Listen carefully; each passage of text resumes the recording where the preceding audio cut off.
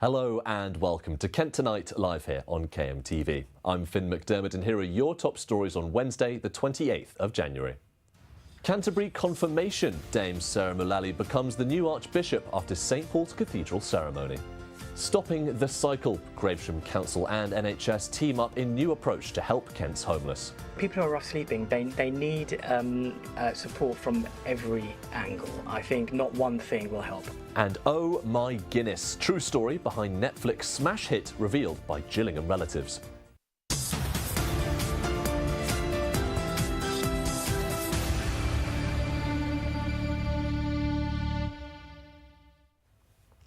But first, tonight, the first ever female Archbishop of Canterbury became the 106th to be confirmed.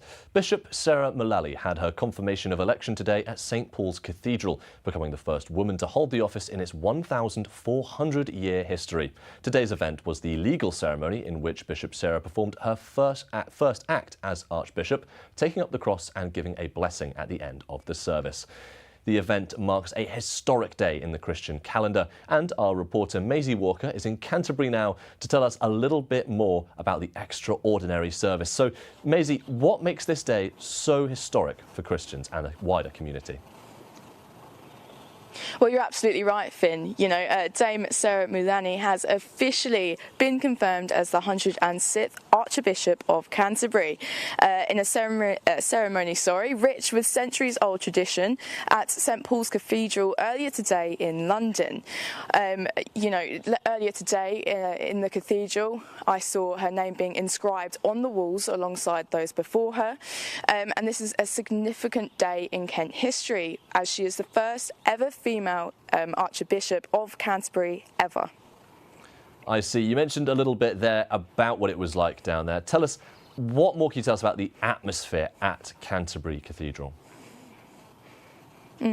So the atmosphere has been pretty quiet here today. I'm assuming a lot of people are up in London kind of celebrating with everybody else, but not many people in the cathedral where we were earlier, other than, of course, tourists and volunteers. I was in the cathedral earlier where they were actually even preparing for the graduation ceremonies for the universities here. But Dame, Sarah has said recently in an interview that she is committed to speaking out against misogyny whenever she sees it, and representing those who are not in a position to do so themselves. Her predecessor, Justin Welby, resigned after accusations that he failed to act on information about a prolific abuser, allowing further abuse to take place. Given this history, Dame Sarah said that it was right for them it was right for her own record on safeguarding in the church to be subject to a closer scrutiny. Throughout her ministry, she acknowledged she has received a litany of support from men, but she also has learned that issues of misogyny must also be brought into the open, something she intends to do more actively. I see. Thank you so much for bringing us all the latest on this, Maisie. I'm pleased to say I am now joined by Dr. Ivan Kovacs, who teaches theology at Canterbury Christ Church University and in fact has a specialism into the subject of the Christian religion. Well, thank you so much for being here, Doctor. First of all, can you explain a bit about the formal process that led to Archbishop Sarah Mullally's confirmation?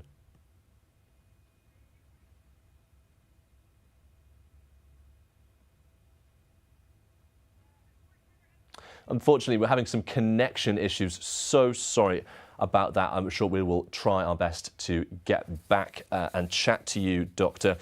For now, I can bring you details of a different story.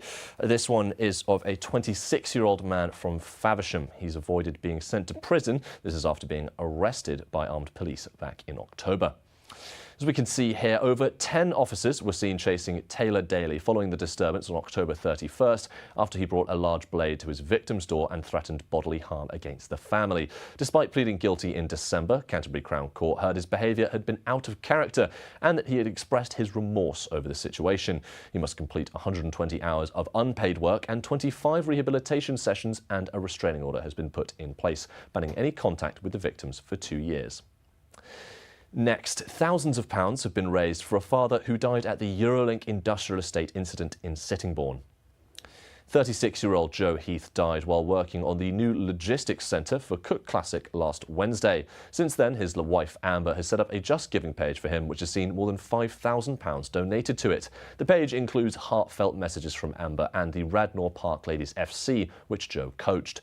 Many teams in the Ashford and District Sunday Football League, which Joe played for, held a minute of silence before their matches this weekend.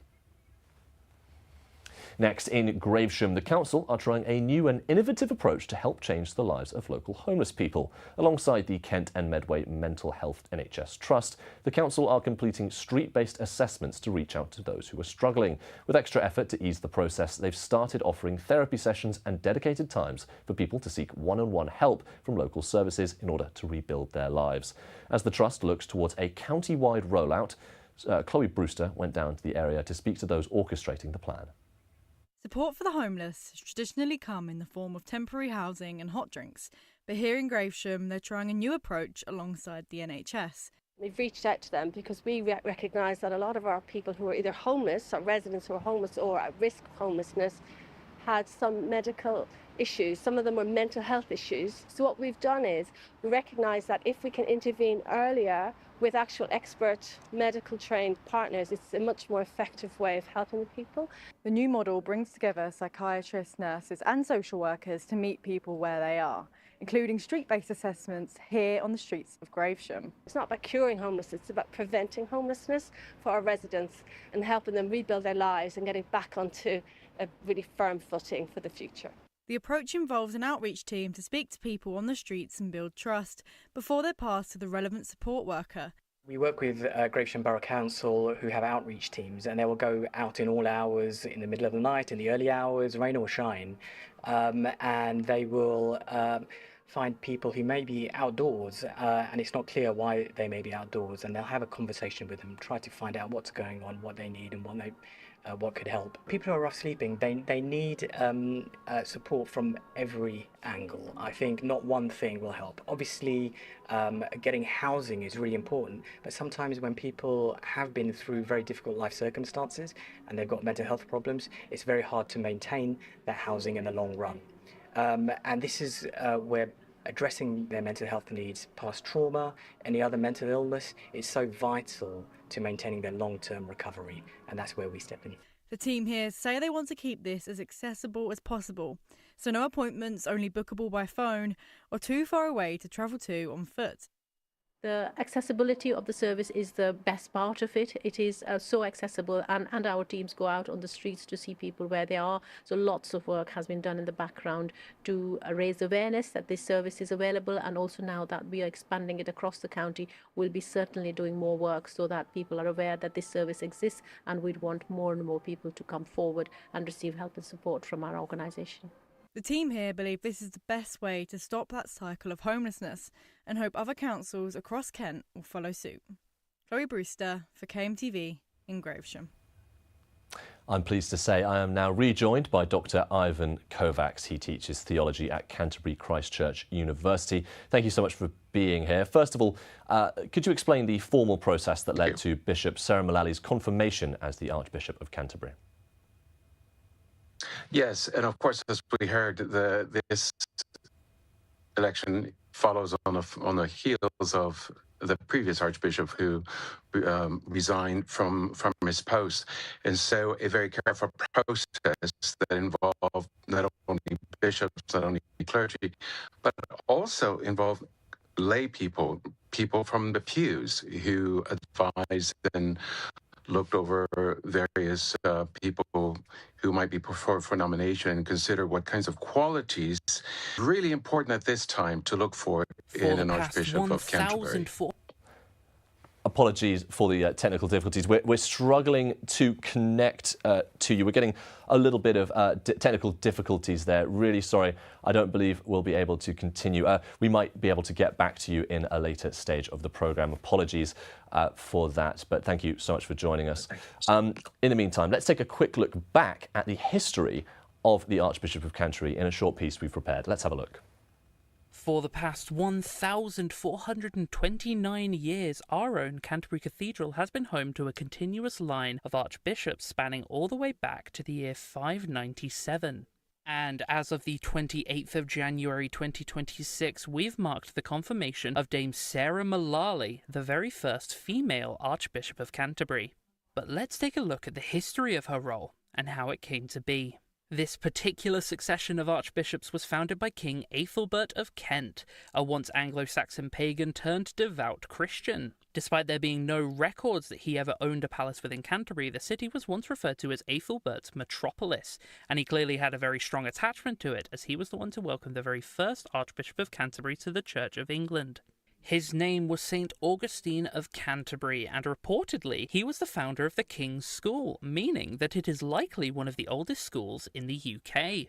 More than half a century later, in 1114, Archbishop Ralph de Scior was appointed by a difficult combination of magnate vote as well as a selection from the king. Reportedly, de Scior received his ceremonial pallium directly from the Pope himself, who later demanded payment for the accessory.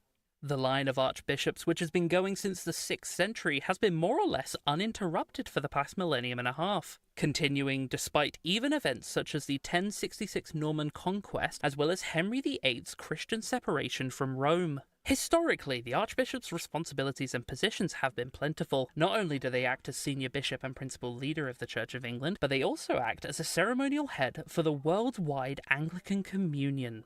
Jay Blakesley for KMTV.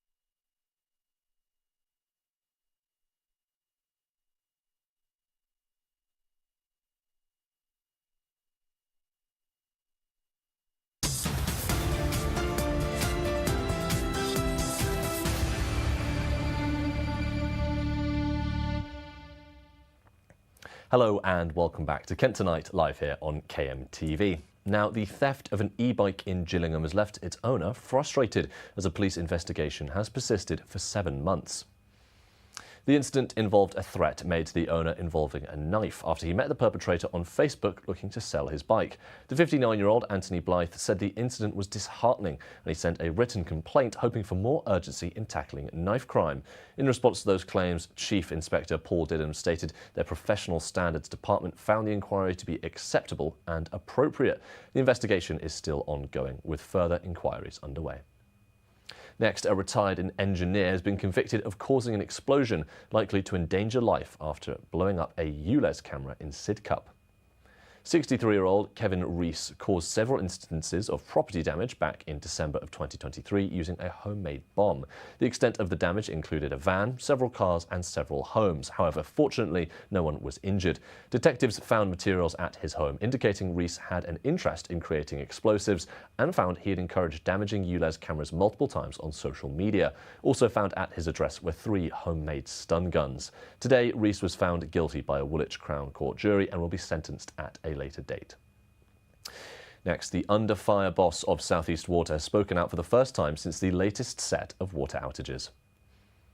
In an interview with the BBC, David Hinton vowed to improve services for residents, stressing the plan to improve the water company's resilience.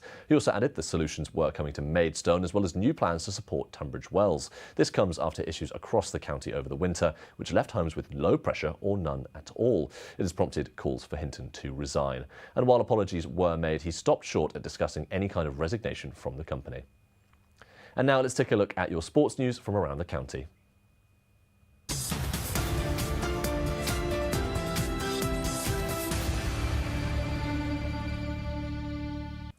First of all, 27-year-old Northern Ireland striker Ronan Hale has been linked with the Gills in the January transfer window as it comes to a close.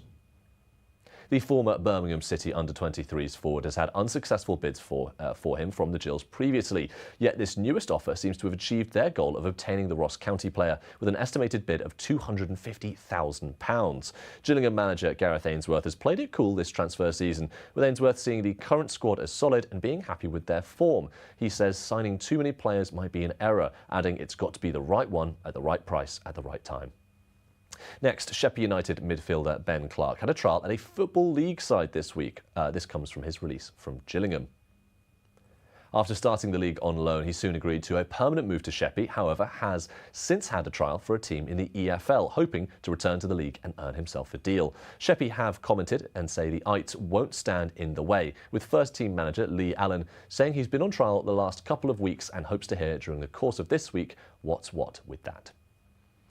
And Hythe Town has another new manager. Andy Drury has been confirmed as the new boss, coming just days after their former manager, Darren Beale, was sacked following a 7-2 defeat on Saturday. Former boss Beale had lasted 8 games as club manager, coming into the role in November, with Hythe Town battling another relegation, having 13 more games left of the season to recover and stay in the division. The club sent out a statement following the news, with them saying the chairman wants supporters to understand that every decision made over recent seasons has been done with one goal in mind: success for Hythe Town Football Club. This bid for that success will start this Saturday and an away game against Hollands and Blair. And finally, a strange one. One Dover player was red in the face and in the shirt after being sent off Saturday afternoon after the referee mistook the red of the sponsorship on his kit for blood. When De Carry Sheriff was sent off, putting the Whites down to 10 men, it meant manager Jake LaBelle was frustrated after the official maintained his story despite confronting him after the incident, admitting that people make mistakes, but finding his refusal to take accountability an issue.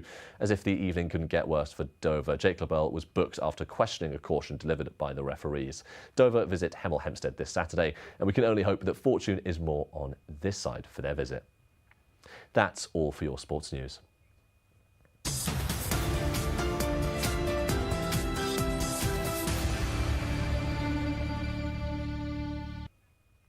Now, from rising cases of scabies to new AI technology that's helping spot early stages of lung cancer and how we can protect ourselves in the cold weather.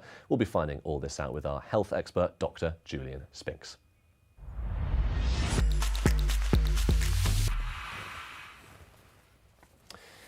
Thank you so much for joining us, Julian. First of all, talk to us a bit about this parasitic infection. I believe we've had a report recently that parasitic infections are rising.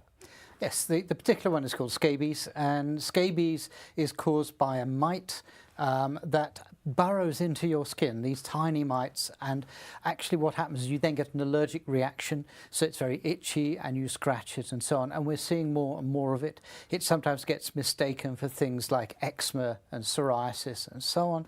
There are certain things to look out for.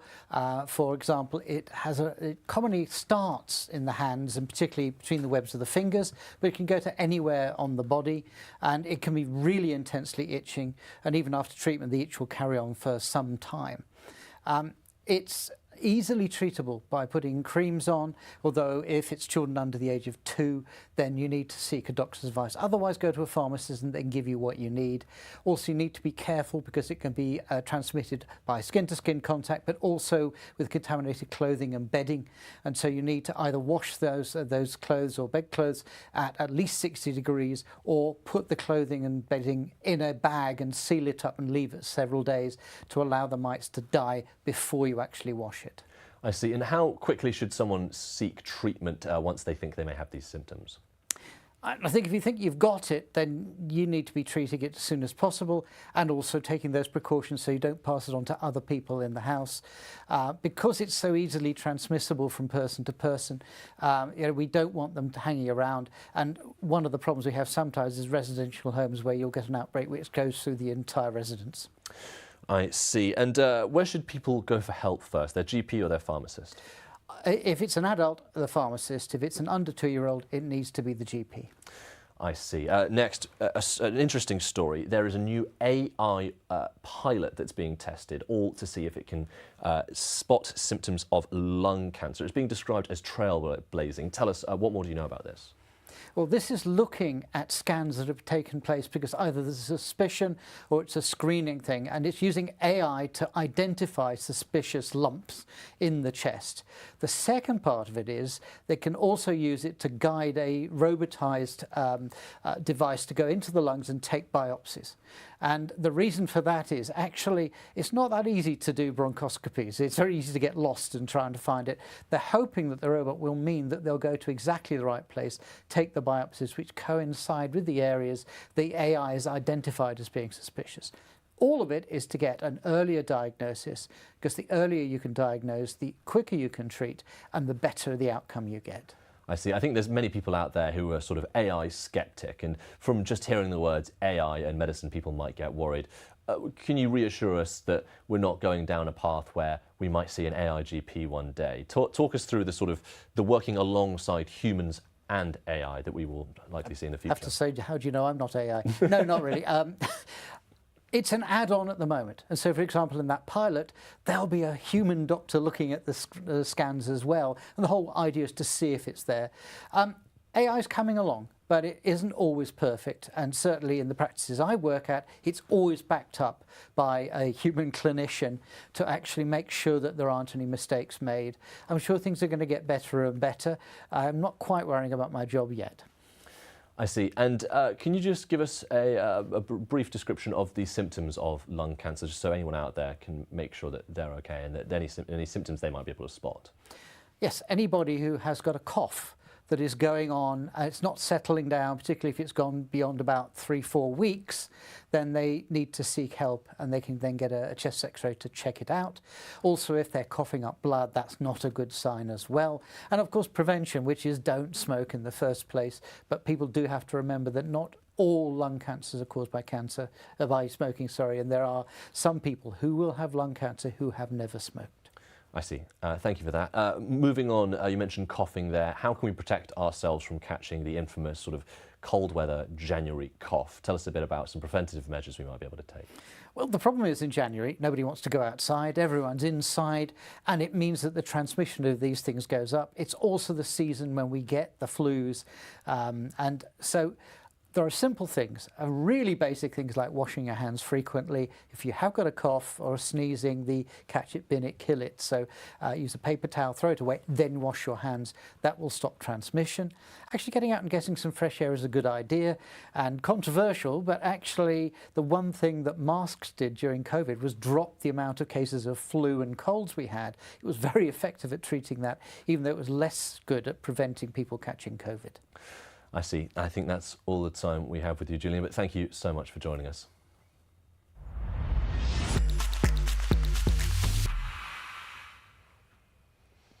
Now it's time to take a look at the weather, and hopefully it will be nice and warm, fingers crossed.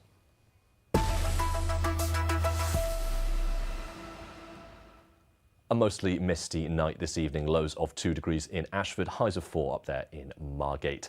Going into tomorrow morning, that mist will clear, but it'll be a cloudy start to the day. Temperatures rising to 6 in Dover. Warm up there in Margate as well with 5. Moving to the afternoon, sun starting to peek through. Highs of 6 in Dartford, lows of 5 down there in Canterbury, some wind speeds of 10. And your outlook, light rain on Friday, but clearing for a cloudy weekend. Highs of 10 degrees on Saturday, dropping to 9 by Sunday.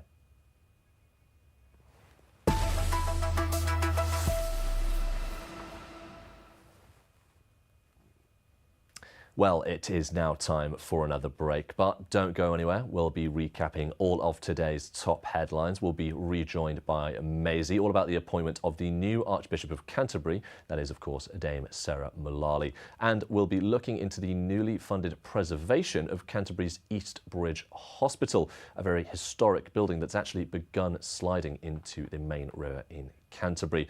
All that and more after this short break. See you in a few minutes.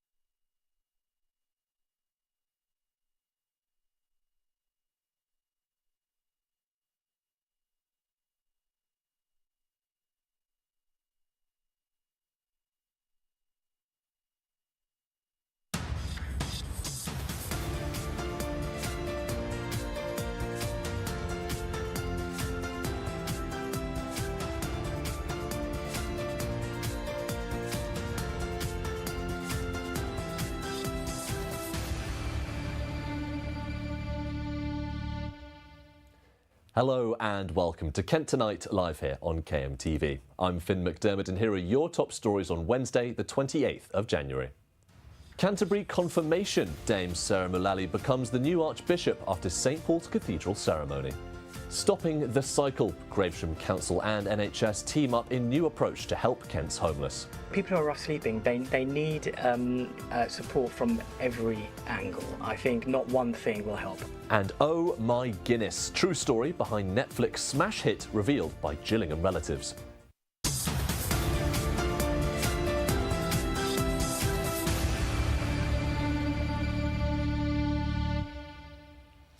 Now, the first ever female Archbishop of Canterbury today officially became the 106th to be confirmed. Archbishop Sarah Mullally today had her confirmation of election at St Paul's Cathedral, becoming the first woman to hold the office in its 1,400-year history. And today's event marks the legal ceremony of which Bishop Sarah performs her first act as Archbishop, taking up the cross and giving a blessing at the end of the service. The event marks a historic day in the Christian calendar, and our reporter Maisie Walker is in Canterbury now to tell us a little bit more about the extraordinary service. So, Maisie, tell us a little bit more. Yeah, so Dame... Apologies, Maisie. It seems like we've lost your audio for a second. We'll be joined right back with Maisie as soon as we sort out those technical issues.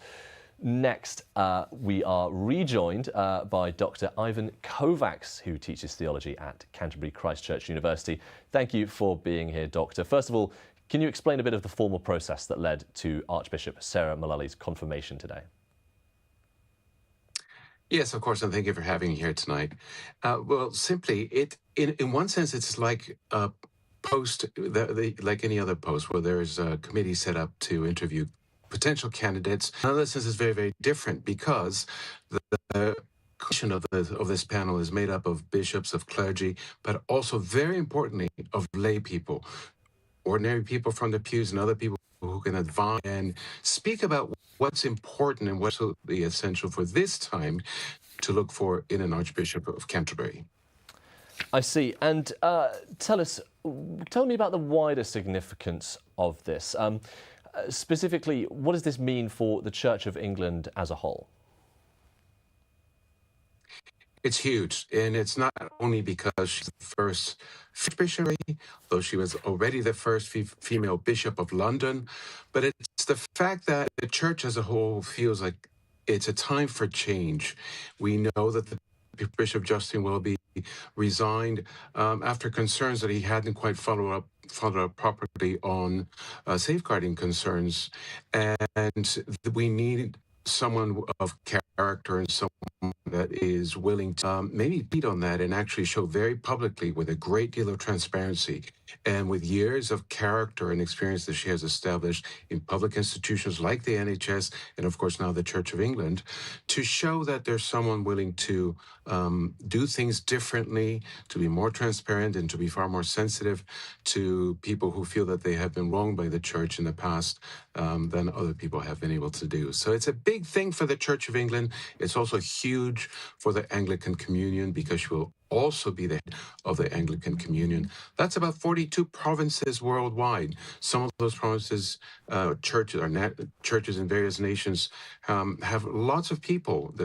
Nigeria alone has more Anglican Christians than you can find in the whole of Britain, of all Christian denominations. So that's a very significant part of Really sorry, Doctor. I'm afraid that is all the time we have. I'm going to have to cut you off there, but thank you so much for joining us. Now, after hearing all about Archbishop Sarah Mullally, we'd like to take a look back at the history of archbishops in Canterbury. Let's have a look. For the past 1,429 years, our own Canterbury Cathedral has been home to a continuous line of archbishops spanning all the way back to the year 597.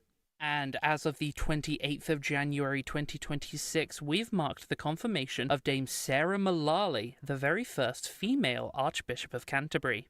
But let's take a look at the history of her role and how it came to be. This particular succession of archbishops was founded by King Aethelbert of Kent, a once Anglo-Saxon pagan turned devout Christian. Despite there being no records that he ever owned a palace within Canterbury, the city was once referred to as Aethelbert's metropolis, and he clearly had a very strong attachment to it, as he was the one to welcome the very first Archbishop of Canterbury to the Church of England. His name was St. Augustine of Canterbury, and reportedly he was the founder of the King's School, meaning that it is likely one of the oldest schools in the UK. More than half a century later, in 1114, Archbishop Ralph de Scior was appointed by a difficult combination of magnate vote as well as a selection from the king. Reportedly, de Scior received his ceremonial pallium directly from the Pope himself, who later demanded payment for the accessory. The line of archbishops, which has been going since the 6th century, has been more or less uninterrupted for the past millennium and a half, continuing despite even events such as the 1066 Norman conquest, as well as Henry VIII's Christian separation from Rome. Historically, the archbishop's responsibilities and positions have been plentiful. Not only do they act as senior bishop and principal leader of the Church of England, but they also act as a ceremonial head for the worldwide Anglican Communion. Jay Blakesley for KMTV.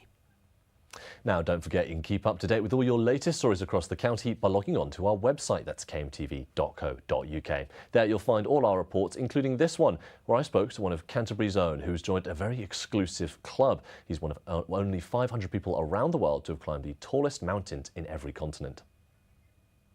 For most in Canterbury, the hill up to the university and the climb up the cathedral stairs tend to be the highest.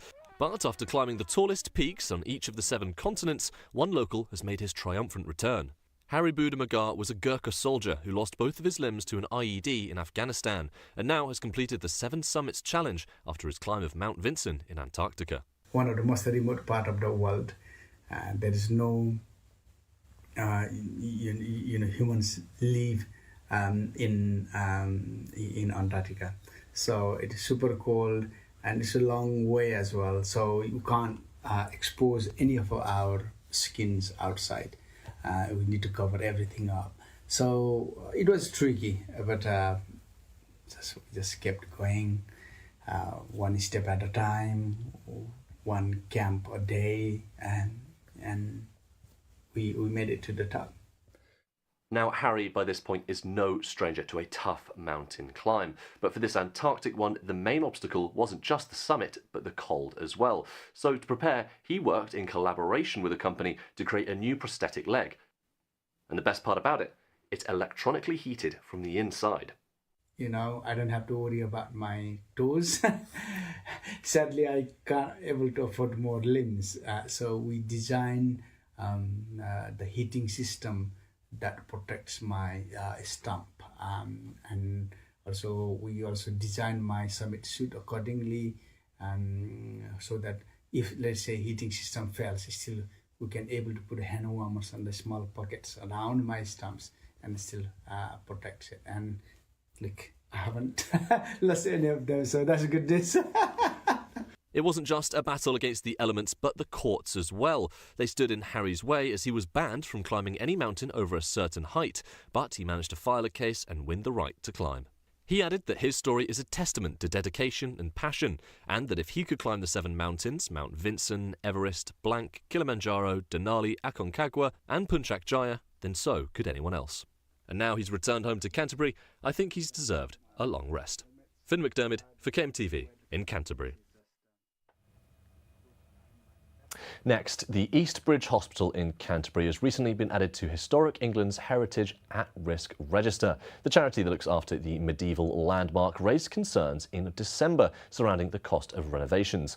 But now this new registration could help maintain the building. I'm joined now by Etaly Reynolds, who's got some more information on this story. So, Etaly, what have been the main concerns surrounding East Bridge? We can see the entrance, I believe, right here. Tell us more about it. So as you briefly mentioned earlier, the main concern surrounding this historic building is that it could collapse into the River Stour, which runs behind it and almost underneath the building.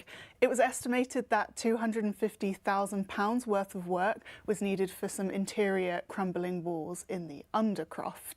And additionally, the building has been closed to the public for around a year now, with concerns around safety, but as less people are coming in, it has impacted finances in a way as less people are paying to see this old historic building. I see. And how could being added to this at-risk register help the East Bridge? So Chief Executive Louise Knight said that this registration will help them when applying for funding and highlight the significant financial challenges the charity is facing. So as well as when they apply to grants to help them fix it, it also means that they hope to get the word out a bit more and perhaps kind of draw more attention to it. The charity works to raise awareness of the issues the building is facing, and they hope that with this awareness and potentially with more funding, they'll be able to keep the building around for future generations to see this such rich history of the past. Absolutely. You mentioned that rich history of the past. Tell us a little bit more about the history of East Bridge. So it's actually really interesting. So this Grade 1 listed site was once host to pilgrims who were travelling to Canterbury to visit the tomb of the former Archbishop of Canterbury, Thomas Becket, as we know, who was murdered back in the 18th century, I believe. And this was happening way back in 1180. And it also features a chapel, which you can't see from this picture, but it's believed that this chapel was used to educate or used as a school in some way. And it schooled none other than famous Elizabethan writer and playwright Christopher Marlowe, who we know the theatre is named after. So it's great that we can see this protection happening. Absolutely. Such a historic point for Canterbury as a city. Thank you so much, Etaly. Well, it's now time for another break, but don't go anywhere. We'll continue to cover all of the latest for you across Kent tonight. I'll be speaking to Julia Dimwer about the new instalment of a new KMTV exclusive, Student 101. See you in a few minutes.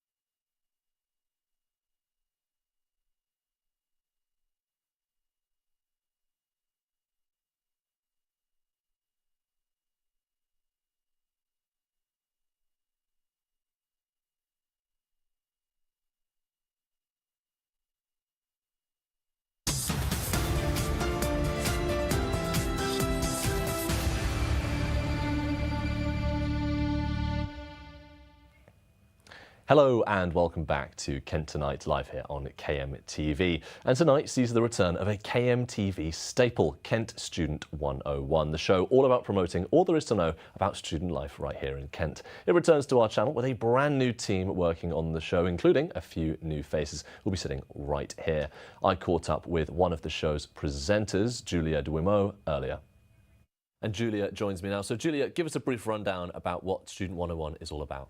So Kent Student 101 is a bulletin-style show made by students for students, and it focuses on the many parts of student life in Kent. Whether that's how to make a nutritious meal without breaking the bank or showing off new things to try each week, the show just aims to kind of like show people about the different parts of student life in Kent. Brilliant. And what can viewers expect when they tune in tonight? So in tonight's episode, we'll be looking at a variety of different topics. We'll be looking at how to cook Cajun chicken pasta, which is an affordable and healthy meal for students.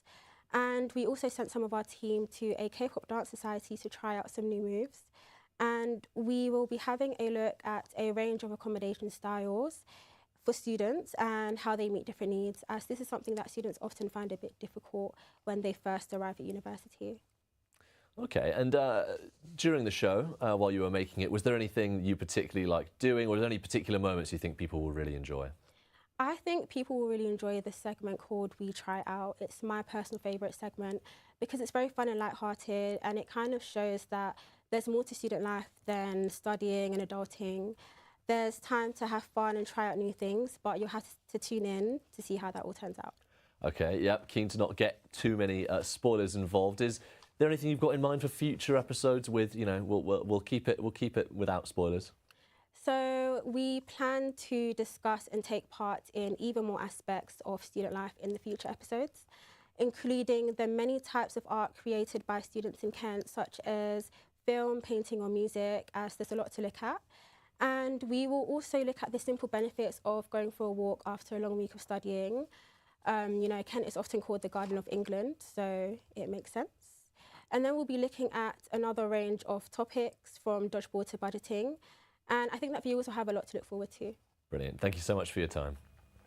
Now, don't forget, you can keep up to date with all our latest headlines by logging on to our website. That's kmtv.co.uk. There you'll find all of our stories, including this one about the Big Cat Sanctuary in Smarden, who are fundraising to save a lynx from Kyiv. After saving 5 lions from Ukraine, the Big Cat Sanctuary have set their sights on another big rescue, but this time for a much smaller cat. Ursa is a female Eurasian lynx found by Wild Animal Rescue in Kyiv, and the sanctuary are fundraising for £100,000 towards her rescue. Yeah, Ursa's background's really sad. She was originally discovered as an illegal pet in Ukraine, and then she was taken after being, confiscated from the owner to Natalia at Wild Animal Rescue as a temporary holding space. Now, with that, she had an infection in her stomach. She was riddled with parasites. She was malnourished, underdeveloped, far smaller than a lynx her age should be. She didn't have the right nutrients or care or diet. She'd never been outside before as well, and she still hasn't. So that's why it's pretty urgent, not only because she's not in the right environment, but also bombs are falling all around her space. The money would go towards Ursa's transport to Kent, as well as any emergency care she might need, with any extra funds also going towards her long-term care. Now, the Big Cat Sanctuary are mainly known for their big animal rescues, whether it's the 5 Ukrainian lions or tigers like Luca here. But they also have smaller cats as well. Just like Ursa, they have Reese, the Eurasian lynx, as well as the Asiatic golden cat of Frank. But what are the differences when caring for a big cat versus a smaller one? Most of the big guys are quite hardy, whereas smaller animals, smaller cats can be much more sensitive, more shy. So as keepers, we'll just have to be quite aware of our volume when we're talking, when we're working around the unit, our body language around her, making sure it's just nice and soft, nice and slow, nice and quiet to help her settle as best she can. So where she'll be moving into, our small cat rescue centre has been an enclosure on site for many years. We're just doing some adjustments with the amount of planting, adding in extra CCTV. It's historically housed leopards and pumas, so actually it's a nice 3D space for a lynx to use. Behind the scenes, a lot of work goes into finding, transporting and caring for these animals. So for those at the sanctuary, when they rescued the 5 lions, it was a moment that was very emotional, but really showed the importance of what they do. I just remember bursting into tears, giving a lot of the team a big hug. It was really emotional. It is an emotional roller coaster, and especially with this sort of rescue where you do not know what could happen, that the stakes are much higher, as it is a war zone. Once Ursa arrives in Kent, she'll be housed with Blob, the resident bobcat, where the sanctuary will give her more medical care and a better life in her new forever home. Finn McDermott for KMTV in Smarden. Now, many of you might have watched the hit drama series House of Guinness. This follows the death of the brewery mogul, Sir Benjamin Guinness, and the fate of his 4 children, Arthur, Edward, Anne and Ben. But do you know the full story? Well, to tell all, I'm joined by Gillingham author Michelle Guinness to talk through her biography of the family alongside her husband Peter, who is the great-great-grandson of Arthur Guinness. So, thank you both for joining me. I'll come to you first, Michelle. Tell us a bit about the background of writing the book. Where did it all start for you? Oh, when I married Peter. Makes sense. Well, even before that. Oh, I see. I come from a Jewish family, and I went home with a pedigree. Oh, I should have brought the pedigree to show you. It's magnificent. And I went home to my parents and said, I'm sorry, I'm marrying out. He's not Jewish. But look, he's the great-great-grandson of Arthur Guinness, the brewer. And my father looked at it, and then he said, and did you have to pick a poor relative? Right. Apologies, a pedigree. What exactly is a family tree? I see. A family tree. It's a huge thing. I don't think there are many girls can go home with a pedigree. No. It's quite impressive. Good stuff. Absolutely. And then on a honeymoon, I was staying with my in-laws because they had a house in Ibiza, which was lovely. Sorry, they said poor and they have a house in Ibiza? They lived Oh, I see. Apologies. Before it was developed. Yeah, it was wonderfully unspoiled. And I went up to my father-in-law's study and I found all these biographies of Peter's side of the family, the Grattan line, and I just fell in love with them. I mean, he would wonder where I was, and I was sitting up there, on your honeymoon, with all these sort of musty-smelling books. But the stories were amazing. Well. Oh, right. And personal letters as well. Right. And there were letters and diaries. It was amazing. A real treasure trove. Trunks full. Wow. And Peter, tell me a bit about this from your perspective. So was this something that was very much talked about when you were growing up?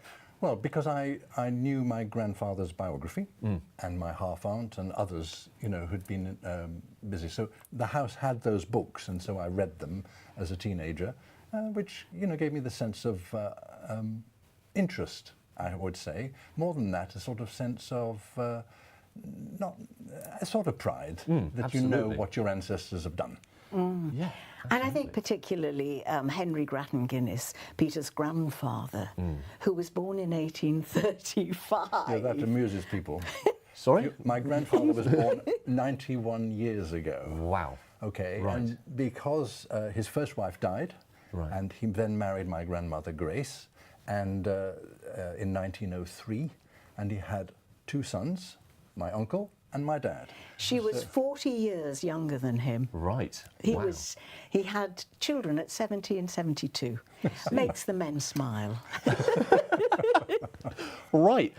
I'm a bit lost, I'll be honest. I don't know where to go from it. But tell us a little bit about the kind of the work on the book. So was it a lot of just going through these documents, trying to figure things out, or was it a lot of sort of going through your own archives? Tell us a bit about the process of making the book and how you two really, was it, how do I phrase this?